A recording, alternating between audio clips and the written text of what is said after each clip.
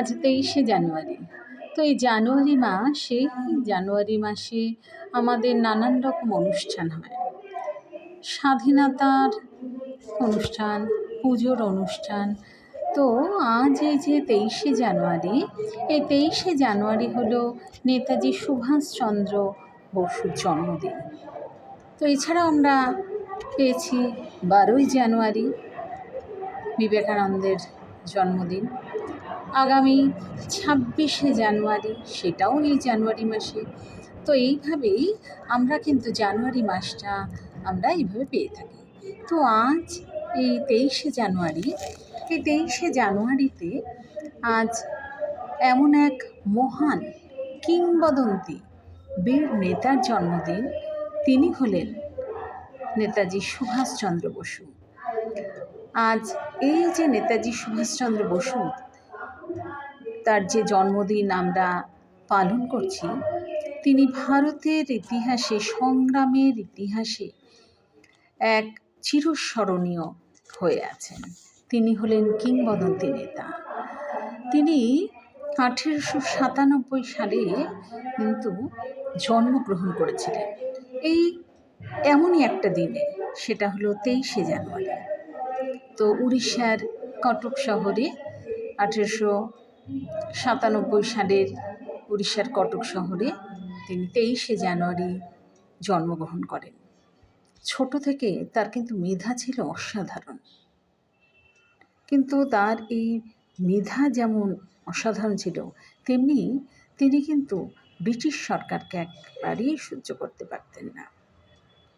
তিনি ইংলিশ মিডিয়ামের স্কুলে পড়াশুনো করেছিলেন, কিন্তু ম্যাট্রিকুলেশন তিনি প্রথম যখন পড়েন, তো ম্যাট্রিকুলেশন পরীক্ষায় কলকাতা থেকে তিনি কিন্তু প্রথম হয়েছিলেন। তারপরে তিনি প্রেসিডেন্সি কলেজে ভর্তি হন। প্রেসিডেন্সি কলেজে ভর্তি হওয়ার পর তাকে কিন্তু প্রেসিডেন্সি কলেজে বেশি দিন কিন্তু রাখেনি, কারণ তিনি কিন্তু ব্রিটিশ সরকারের অন্যায়ের বিরুদ্ধে তিনি সোচ্চার হয়েছিলেন।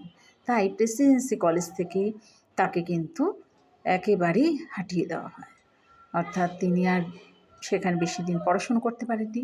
তারপরে তিনি স্কটিশ চার্চ কলেজে ভর্তি হন। সেখান থেকে তিনি বিএ পাশ করেন। তারপরে তিনি উচ্চশিক্ষার জন্য লন্ডনে পাড়ি দেন, কিন্তু লন্ডনে গিয়ে সেখানে ইন্ডিয়ান সিভিল সার্ভিস পরীক্ষায় তিনি কিন্তু 4র্থ স্থান অধিকার করেছিলেন। এই 4র্থ স্থান অধিকার করলেও তাকে কিন্তু সঙ্গে সঙ্গে নিয়োগপত্র দেন, কিন্তু তিনি সেই নিয়োগপত্র দিয়ে তিনি চাকুরি করতে রাজি নন। সেই জন্য তিনি সেই লন্ডন থেকে সোজা তিনি আমাদের দেশে চলে আসেন, অর্থাৎ ভারতে চলে আসেন। দেশে ফিরে তিনি চলে আসলেন, ফিরে ইংরেজদের কবল থেকে দেশকে মুক্ত করার জন্য তিনি কিন্তু বিপ্লবী চিত্তরঞ্জন দাসের হাত ধরে এই স্বাধীনতা আন্দোলনে যোগ দিয়েছিলেন। এর মধ্যে তিনি কিন্তু একটা মস্ত বড় নেতা তিনি তৈরি হয়েছিলেন। তিনি ফরওয়ার্ড ব্লক নামে একটা সংগঠন, একটা রাজনৈতিক দলও তিনি গঠন করেছিলেন। তিনি কিন্তু আজাদ হিন্দ, মানে তার এই নেতৃত্বে কিন্তু আজাদ হিন্দ ফৌজ কিন্তু গঠিত হয়েছিল। তাই তার আদর্শ, তার সাহস আমাদের কিন্তু আজও প্রেরণা জাগায়। তাই 23শে জানুয়ারি হচ্ছে একটা খুব গুরুত্বপূর্ণ দিন। তাই আজ এই 23শে জানুয়ারি আমরা কিন্তু নেতাজি সুভাষচন্দ্র বসু, তাকে কিন্তু আমরা প্রতিটা বছর স্মরণ করি। তার কথাতেই ছিল যে তোমরা আমাকে রক্ত দাও, আমি তোমাদের স্বাধীনতা দেব। তাই আজ হলো 23শে জানুয়ারি। তো 23শে জানুয়ারির মাহাত্ম্যটা এখানেই।